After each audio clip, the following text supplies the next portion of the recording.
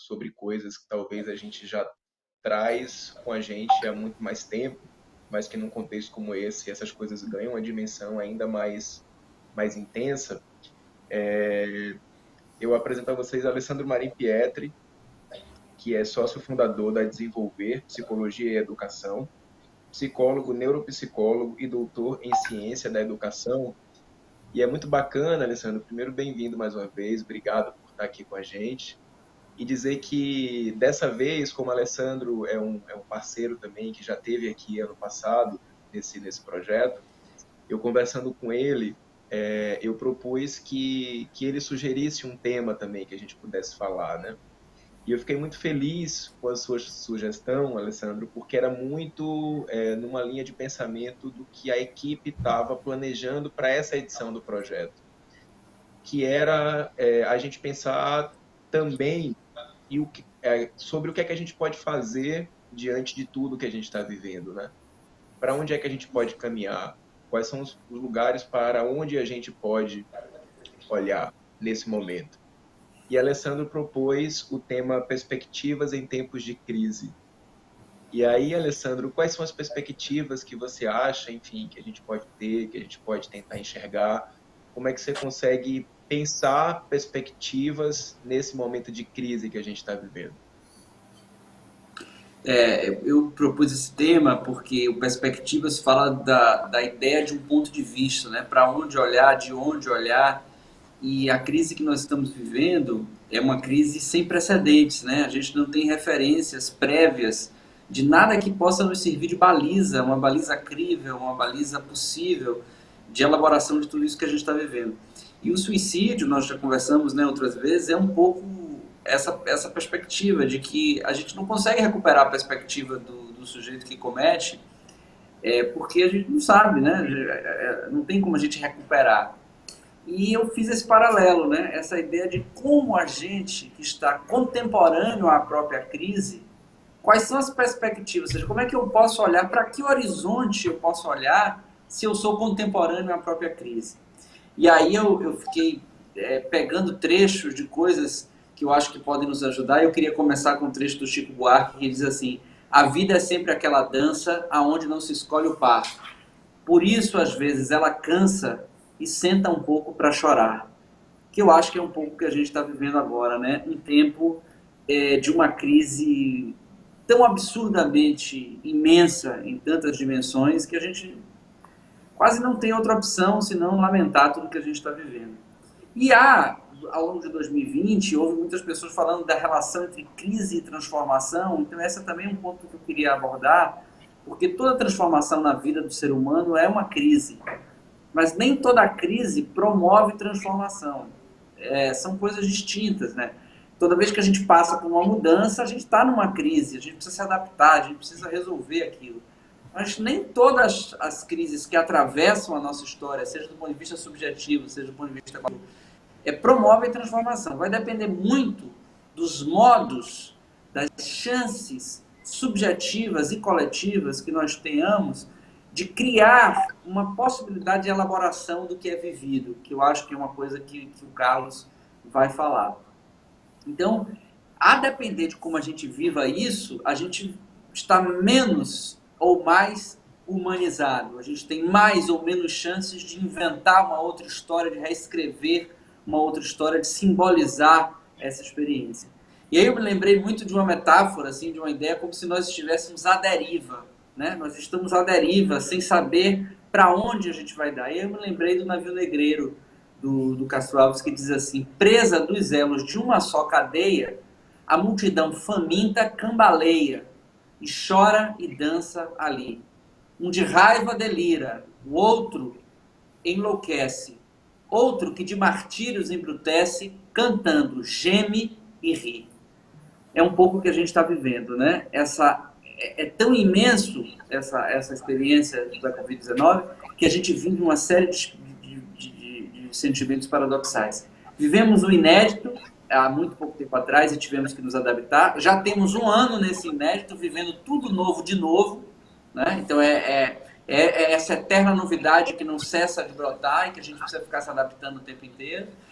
à deriva e absolutamente sem nortes psíquicos, sem nortes políticos, sem nortes sanitários, sem nortes coletivos. Então, nós estamos numa situação realmente das mais calamitosas, não apenas no sentido da saúde pública, mas também no sentido subjetivo, no sentido psíquico, né? Uma coisa que a gente sabe é que nada será como antes. Nós nunca mais, em 2020, vamos fazer nada como fazíamos antes. Ou seja, 2020 veio para dizer claramente que nós não amamos, não nascemos, não morremos, não aprendemos, não fazemos mais nada da mesma maneira que fazíamos até bem pouco tempo atrás. E há um livro do Jânio Ventura chamado 1968, um ano que não terminou, e eu acho que 2020 é um ano que não acabou, e não vai acabar nunca. Tamanha é a potência da sua transformação, é como 68 ou como 1929, há anos na história da humanidade que eles perseveram suas consequências para sempre na vida da humanidade. E eu acredito que 2020 seja um desses anos. E o complicado disso tudo, gente, é que como é que a gente vai interpretar o que a gente está vivendo durante a própria vivência? Psiquicamente, é importante ter um a posteriori, ter um depois, para que a gente possa elaborar o que foi vivido. Quando a gente vive contemporâneo à própria experiência imensa, como é essa que a gente está vivendo, né? uma impermanência, um impensável superlativado, agigantado, a gente precisa de tempo, né, para reconhecer o que está sentindo, para conseguir pensar estratégias e pensamentos e construções que nos deem um norte e elaborar. Então, o que nós estamos vivendo agora é um desamparo sem precedentes. Nós estamos vivendo um desamparo porque nós estamos atônitos, desesperados, esperando algum sentido. E, mais uma vez, os artistas nos ajudam quando o Arnaldo Antunes diz: socorro, alguma rua que me dê sentido. Em qualquer cruzamento, em qualquer encruzilhada. Socorro, eu já não sinto nada. Na verdade, eu sinto e sinto muito, mas eu não consigo, porque sou contemporâneo à própria experiência de sofrimento que estou vivendo, reconhecer o que eu estou sentindo. Então, a sensação de que a gente está sentindo tudo e sentindo nada. Quando nós estamos em crise, do ponto de vista até do nosso próprio cérebro, a gente ativa vários circuitos ao mesmo tempo e as emoções elas ficam muito embaralhadas, nós não conseguimos reconhecer. Um exemplo que eu dou é quando a gente perde na praia, né? Perde um filho na praia, a gente sente tantas coisas ao mesmo tempo, e quando encontra, sente mais tantas outras, a gente não sabe se a gente está alegre, se a gente está feliz, se a gente está com raiva, é tudo isso misturado e a gente não consegue nomear isso, porque a crise, aquela potência é tão grande que nos desorganiza tanto que a gente fica sem conseguir nomear. E aí, eu vou deixar aqui, levantar a bola para Carlos cortar, com toda a erudição que ele tem. Carlos, eu pensei assim, eu pensei que a gente está no meio daquela trilogia do absurdo de Camus, sabe? No meio entre o Estrangeiro, o Calígula e o mito de Sísifo. É como se a gente estivesse ali no meio, né? O Estrangeiro como o máximo da indiferença relativa à humanidade, o Calígula, que fica obcecado por um poder absoluto e por uma liberdade restrita e trágica, e o Sísifo que faz aquela torce a relação com a morte, fingindo colocar um colar e coloca uma coleira, né? E essas metáforas me deram assim, uma ideia do que a gente está vivendo, né? Um mundo essencialmente sem sentido. A gente tenta encontrar um sentido no que a gente está vivendo e a gente não encontra. Quer dizer, quanto mais notícia a gente lê, mais no absurdo a gente está, né? Mais no nonsense, no sem sentido a gente encontra. E a lógica do caminho do absurdo é isso, é que assim, não há sentido nas coisas. E a única chance de sentido que a gente tem de produzir alguma significação simbólica é por si mesmo. E esse si mesmo, eu não estou me referindo apenas do ponto de vista individual, é também coletivo, né? Mas nós não temos as instâncias de governo, nós não temos os enlaçamentos sociais, aquelas instituições que deveriam promover, né, Carlos, você gosta muito de falar disso, um certo encantamento, uma certa simbolização do que estamos vivendo. Ao contrário, elas nos lançam mais ainda num real insuportável, mais ainda numa impossibilidade de palavrear, e cabe talvez a nós agora, a única chance é a gente, enquanto sujeito, enquanto coletivo, produzirmos nós mesmos os nossos sentidos. É isso ou a morte. Não a morte propriamente física, porque essas já estão em números avassaladores, mas a morte simbólica, a impossibilidade da gente continuar se reconhecendo como humano. Quando a gente perder completamente a capacidade de viver uma vida simbólica, uma vida inventada, a gente está se desumanizando a um nível insuportável. E para eu concluir, porque estamos depois de um espetáculo de arte, eu acho que uma saída para isso é a conexão com a arte. A saída para isso é a conexão com a arte como convite à reescrita de uma história, como convite a poder bem dizer as coisas que estamos vivendo a partir de um outro lugar. E aí eu queria terminar com Ferreira Goulart, quando ele diz: a arte existe porque a vida não basta. A vida do humano não é uma vida dada, é uma vida inventada, e as vidas inventadas dão um trabalho imenso para a humanidade, mas também tem uma chance da gente reescrever, da gente recontar e da gente sair disso com uma outra direção, reconhecendo outras cartografias que nos deem régua e compasso para a gente, enquanto humanidade, repensar o nosso existir. É isso.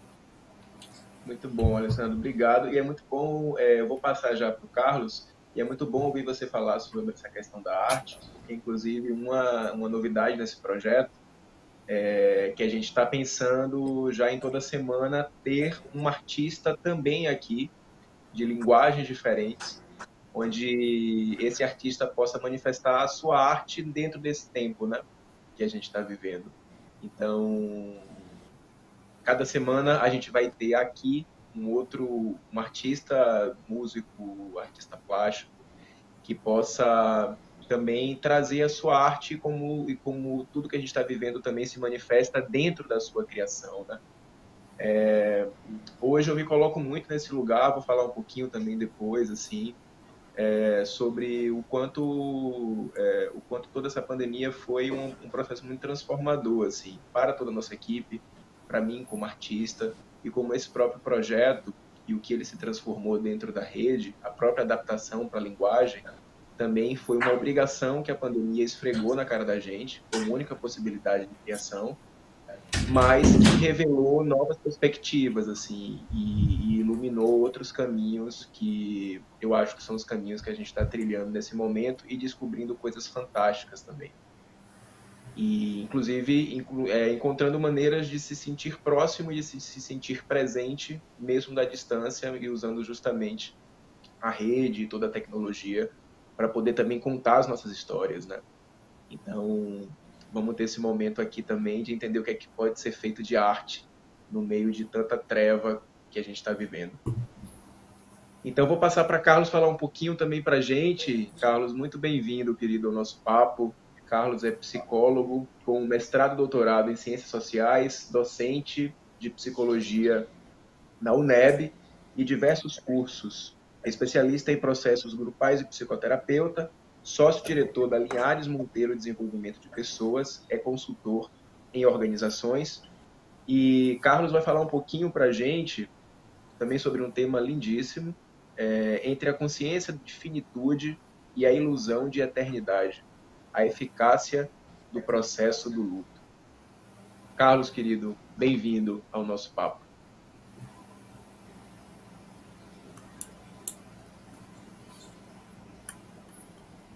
Seu áudio está fechado.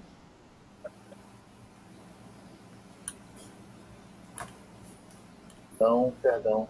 Eu comecei agradecendo, eu disse muito obrigado, e convoco todos a entrarmos numa atitude de luto, de pesar, de memento.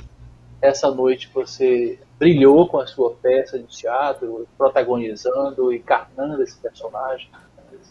Mas nessa noite a gente tem que estar levando em conta essas 3.000 vítimas do genocídio em curso. E é como o piloto de avião diz, né? Senhores passageiros, em caso de turbulência, máscaras cairão. Primeiro coloque em você. Depois ajude a pessoa que está do lado. É nesse sentido que eu pego aqui as palavras de Alessandro, sublinho profundamente a palavra que é a operação do psicólogo, né? Que é o verbo elaborar. Se a gente puder separar essa sílaba elaborar, a gente vai ver que esse é um prefixo que fala de dentro para fora, de fora para dentro. É um trabalho centrípeto, centrífugo. Trabalho de buscar esse significado, essa direção. Também acompanho o Alessandro nessa perspectiva, que estamos desbolados. Além disso, sem o leme, né? Desbussolados e sem o leme do barco, sem bússola, sem vela, a gente está muito desamparado. E a finitude, como a gente tinha conversado antes, essa constatação da impermanência da vida, porque eu trabalho com empresas, as empresas elas têm programas de aposentadoria e é preciso que as pessoas que vieram com um pique danado e tal alcancem determinada idade, para a empresa já não é mais necessário, então eu faço muitos programas de preparação para o aposento. É uma palavra tão feia, tão antiga, né? Esse aposento onde o trabalhador vai ficar inútil num cantinho, é uma perspectiva velha e arcaica. Não. Mas isso traz essa sensação de luto, o luto do meu papel, eu perdi o meu papel. Então, nessa perspectiva, a gente começou a trabalhar isso, a impermanência. Há até uma linha de trabalho que se chama trajetória de vida e carreira. A carreira vai mudando, a trajetória de vida é a mesma. A gente tem que amadurecer. Mas muita gente encarna esse luto de uma forma patológica, transforma ele em alcoolismo. Enfim, a turma que estuda saúde do trabalhador, ela tem uma série de dados concretos para localizar essa interpretação. Eu queria lembrar que faraós do Egito, eles tinham uma outra percepção dessa finitude e construíram pirâmides. Nas suas pirâmides eles colocavam todas aquelas quinquilharias ali, inclusive colocavam os serviçais que eram honrados em morrer, porque a pirâmide hospedava o corpo deles e era vedado. Depois nós vimos uma sucessão de seres estranhos, meio monstruosos, querendo a finitude. Drácula, por exemplo, implora, Nosferatu, ele implora a finitude em toda a sua saga, seu romance. Os vampiros todos imploram, até o Brad entrevista com o vampiro, com aquele Antônio Bandeiras, né? Todos galãs, bonitões, mas eles estão exaustos. E até os jovens mancebos de Amanhecer, Crepúsculo, todos trazem a melancolia de não haver a finitude. Então a finitude é sempre necessária, ela é importante a gente dar cabo para dar sentido. A não ser que você seja Peter Pan, que fica na eterna finitude, mas um bobão, porque não cresce, não se aproxima da finitude. Então a antropologia, a sociologia, ela vai falar disso de uma forma muito... A filosofia também fala muito disso, a ideia, a ilusão da fonte da juventude. E sempre com esse recurso de que não vamos encarar, dado esse fato, que é o fato da impermanência, do luto que vem junto com a melancolia, na frase do Freud. As coisas fenecem e as coisas vão reverberar na gente como um profundo sofrimento que é preciso dar sentido. Essa dor precisa encontrar, esse sofrimento, essa dor precisa encontrar uma escuta, como disse essa amiga nossa aí do CVV, que eu chamaria um labirinto, né? O lugar do labirinto do ouvido. Aqui dentro tem um labirinto, essa palavra que se perde, mas a gente ajuda a colocar aqueles pedacinhos de pão, como diz na mitologia grega, para que se encontre, para que ela reverbere. Outro dia eu estava no hospital, é famoso esse hospital aqui em Salvador, pelo seu jardim tão bonito, e eu falei com o consultor de jardinagem do Hospital Aliança, por que não tinha flores? Ele disse, meu senhor, isso aqui é um jardim japonês, eles não suportam a impermanência das flores. eles querem a sustentação da vida da pedra, eles admiram a rocha porque ela é perene, eles admiram as fontes de água e os bonsais, eles contêm, eles duram muito. Então existem muitas percepções dessa finitude que a gente pode compreender nessa vastidão de leituras que eu acho tão importante. O importante para a gente trazendo para a nossa sociedade é que nós não queremos aceitar desse momento, desse ano trágico, fatídico, cheio de lâminas, a gente não quer aceitar que ele cortou o barato, especialmente ele alterou a nossa percepção do tempo.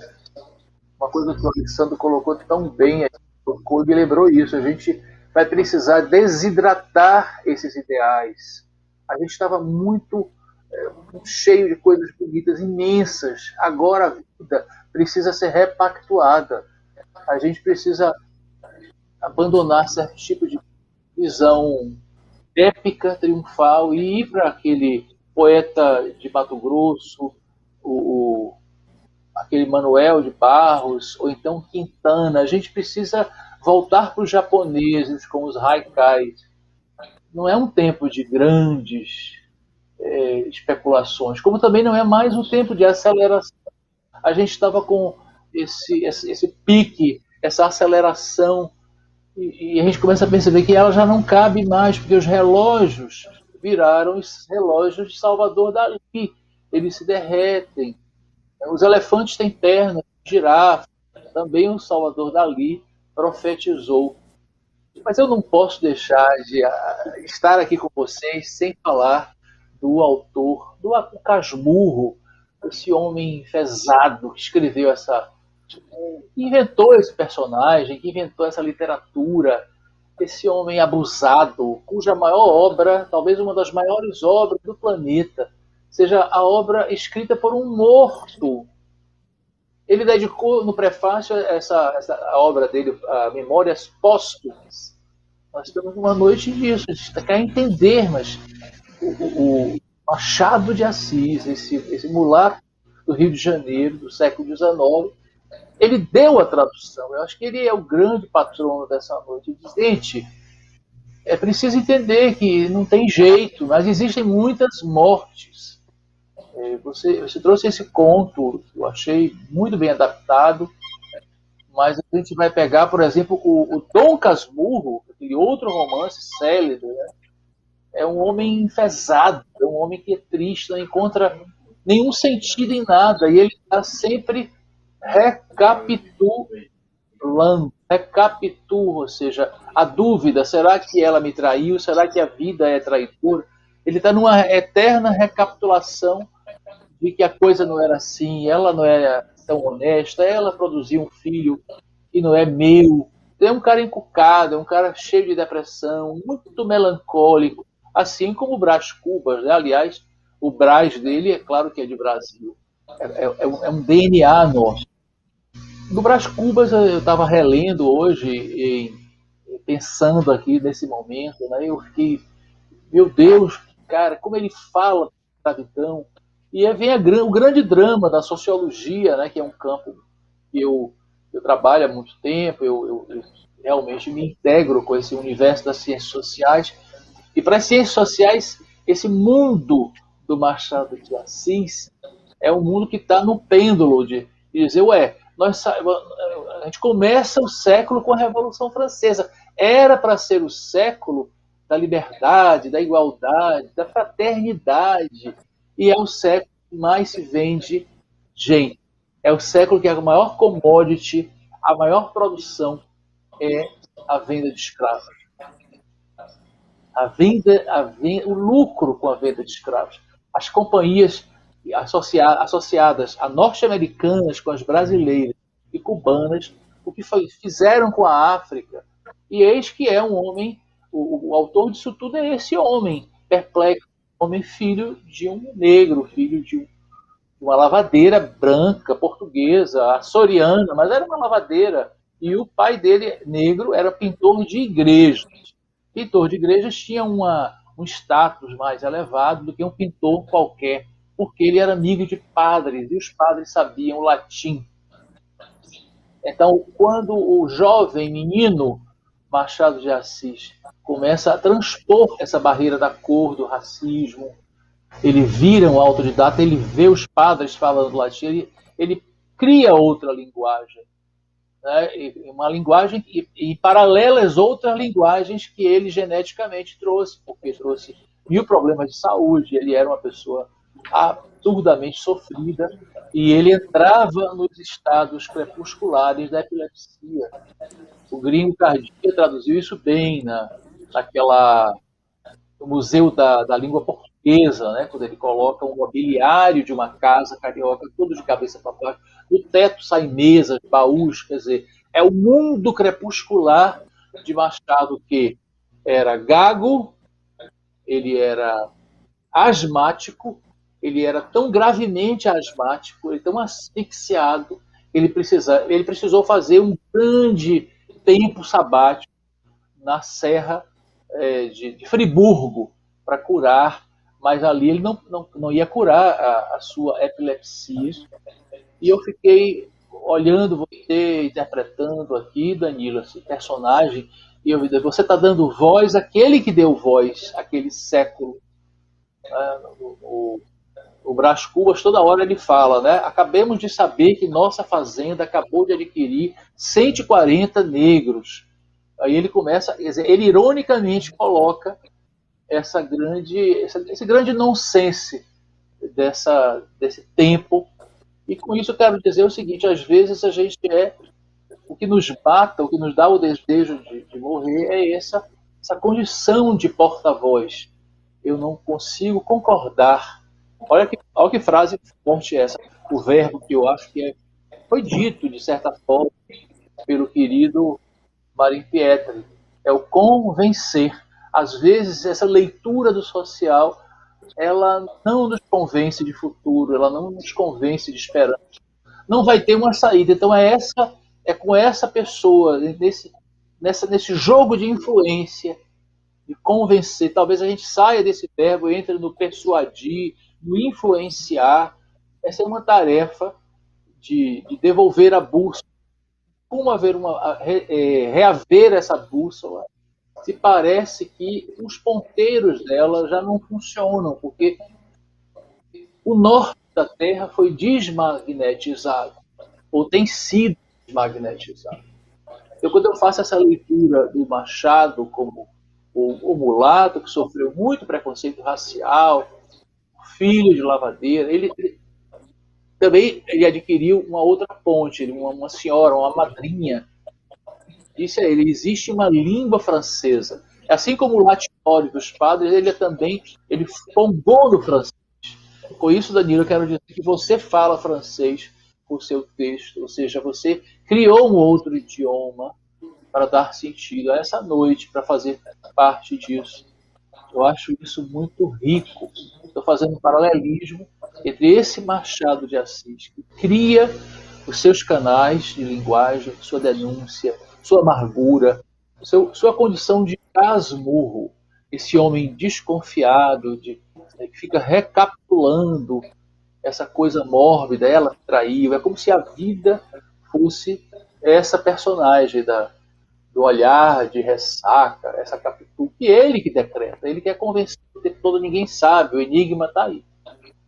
Mas é um pouco isso, assim, às vezes essa pessoa vem, ela precisa ser sagrada, esse desejo seu é seu, esse desejo. Aí vem o Durkheim, né, aquele grande sociólogo que trabalha pioneiramente, ele trabalha essa questão do suicídio, né, há uma depositação social, uma depositação social em cada um de nós. Então, o luto, ele é um artefato, é um dispositivo extraordinário da antropologia. Todas as tribos, todas as culturas, elas fazem isso. O luto é algo que é enorme, que é imensamente grande, devastador, mas que precisa ser amassado, ele precisa ser reduzido, enquadrado, adaptado. O luto é como um cacho de uva que você tem que pisar para extrair um vinho, fazer um vinho pisando nessas uvas. Essas uvas eram muitas. Elas vão dar um copinho de vinho, 3 dedos de suco vai fermentar essa memória. É uma grande árvore, uma figueira que pede a um guru oriental que ele transforme num bonsai. É uma grande pedra pesada que a gente precisa aceitar e ela precisa virar uma pedrinha, uma pedrinha que você coloque no bolso. É esse percurso que é preciso. Eu tenho trabalhadores, né? Eu trabalho com essa escuta do sofrimento do trabalhador, da educação, especialmente da área da saúde, e a gente escuta muito isso. A morte do tempo, há muito luto, a morte das pessoas, é claro, os medos, a morte do sentimento de tempo.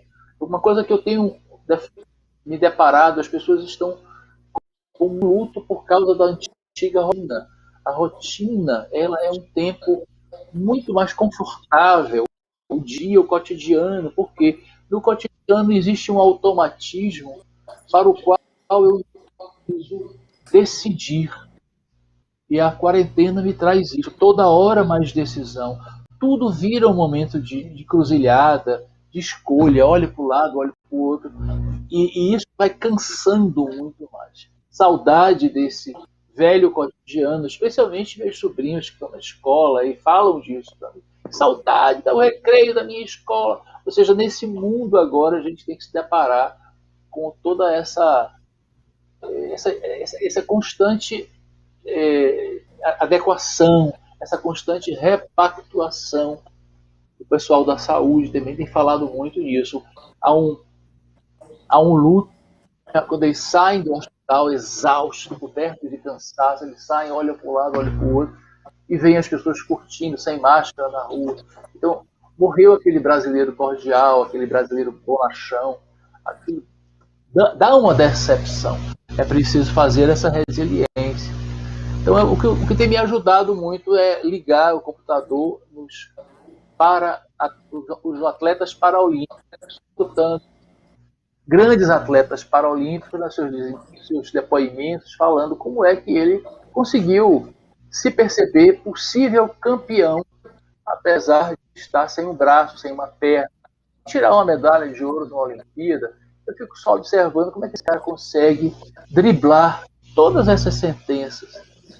Bom, eu acho que eu fiz um voo de drone meio ansioso, mas eu queria homenagear você também por essa bela oportunidade e agradecer também meu amigo, o Alessandro, por me colocar aqui e, enfim, para absorver dessa riqueza de vocês. Eu que agradeço a vocês e o pessoal aqui no chat também comentando já algumas coisas, falando muito de elementos que vocês trouxeram, né, nas falas de vocês, sobre vazio existencial, sobre o sentir nada é também sentir muita coisa, né? E uma coisa que eu acho que Carlos traz muito forte também na fala dele é essa relação com o tempo, porque no meio de uma tempestade de coisas, de informações, de obrigações, sinto que a relação com o tempo é uma questão posta de uma maneira muito intensa, né, nesse momento, assim. Ouço relato de pessoas falando, a sensação que eu tenho é que o tempo está me devorando, né? A sensação que eu tenho é que eu não tenho mais controle sobre ele, ou a sensação que eu tenho é que não dá mais para fazer as coisas dentro de um tempo, ou tenho muito tempo e não consigo mais fazer as coisas. Então, Alessandro, como é que você consegue ver isso, assim? E dentro dessa sensação que a Luísa Sampaio está trazendo aqui no chat, desse vazio existencial, como é que você enxerga os primeiros passos possíveis dentro dessa constatação de vazio e de dificuldade de relação com o tempo nesse momento? Eu acho que a nossa relação com o tempo, antes mesmo da pandemia, era uma relação que precisava ser revista, né? Carlos falou disso, eu falei indiretamente. Nós vivíamos muito acelerados. Há uma autora chamada Júlia Kristeva que diz que as novas doenças da alma têm a ver com essa questão da falta da visita do mundo interno. Ficamos situados em gozar e morrer e não depuramos as experiências. E depois disso a gente vê uma pandemia que nos obriga a viver uma outra relação com o tempo, né? Um tempo que está, como o Carlos fez a metáfora bonita do Dalí, um tempo que se derrete e um tempo que não nos permite a interpretação da realidade que a gente vive, ou seja, a experiência, quando vivida contemporaneamente a nós mesmos, é muito difícil que a gente consiga elaborar e tirar disso alguma coisa. Então, nós estamos vivendo meio que aprisionados ao tempo. E essa imagem que você fala do tempo devorador me lembrou o Saturno do Goya, né? Essa imagem dele devorando lá o filho e tal, e essa coisa do tempo, que é um pouco como a gente se sente, né? Devorado por esse vazio, por esse excesso e por essa falta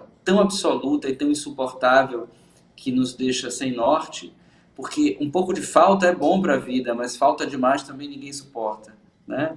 Um pouco de preenchimento é bom para a vida, mas o excesso de preenchimento também ninguém suporta. Então, a gente está vivendo situações muito paradoxais e um imponderável, como eu disse, muito superlativado, né?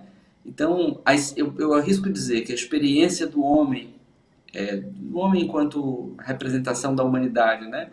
Desse século, deste ano, é uma experiência que nós não temos como prever as consequências, né?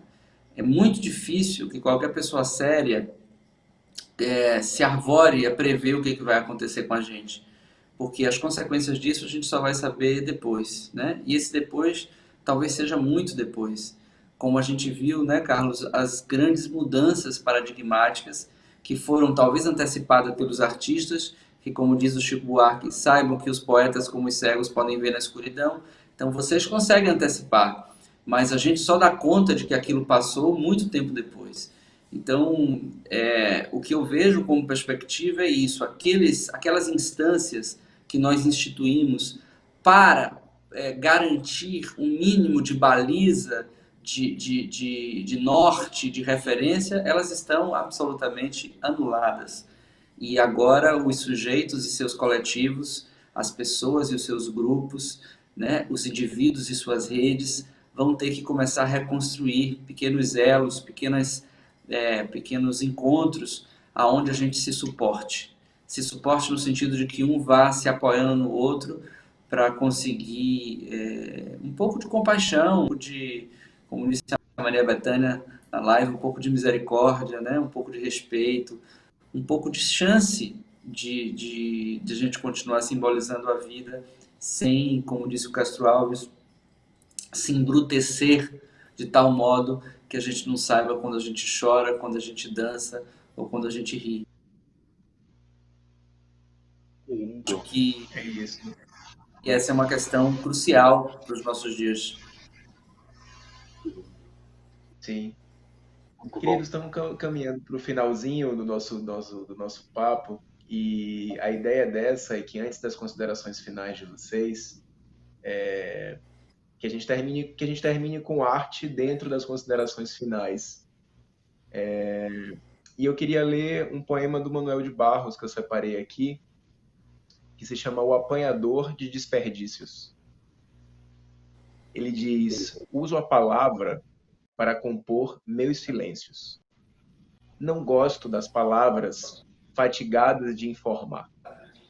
Dou mais respeito às que vivem de barriga no chão, tipo água, pedra, sapo. Entendo bem o sotaque das águas. Dou respeito às coisas desimportantes e aos seres desimportantes. Prezo insetos mais que aviões. Prezo a velocidade das tartarugas mais que a dos mísseis. Tenho em mim um atraso de nascença. Eu fui aparelhado para gostar de passarinhos e tenho abundância de ser feliz por isso. Meu quintal é maior do que o mundo.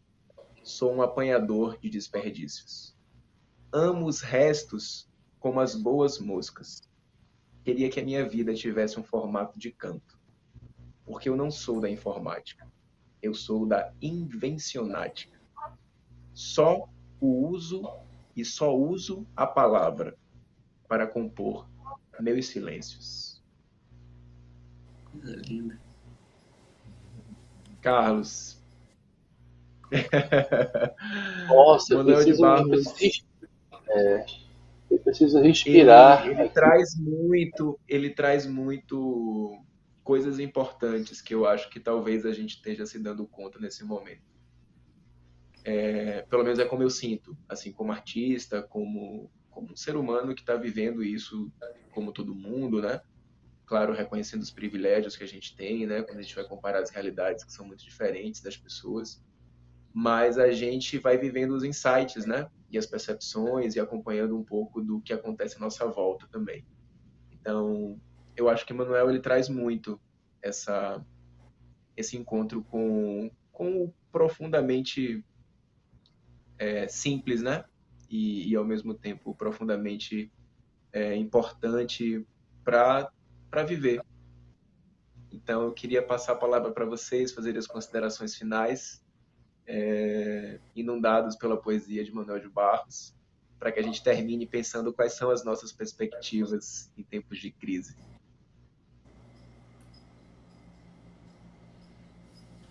Posso começar? Por favor. Então, eu acho assim, quando a gente vai. Eu passei por a perda do meu irmão em junho, ele morreu de Covid. Depois de 15 dias, ninguém o via no hospital. A gente começou a planejar o enterro dele, depois que veio o desenlace. E eu só ouvia notícias de que ele não teria ritual, não poderia isso, não poderia aquilo. O Campo Santo disse que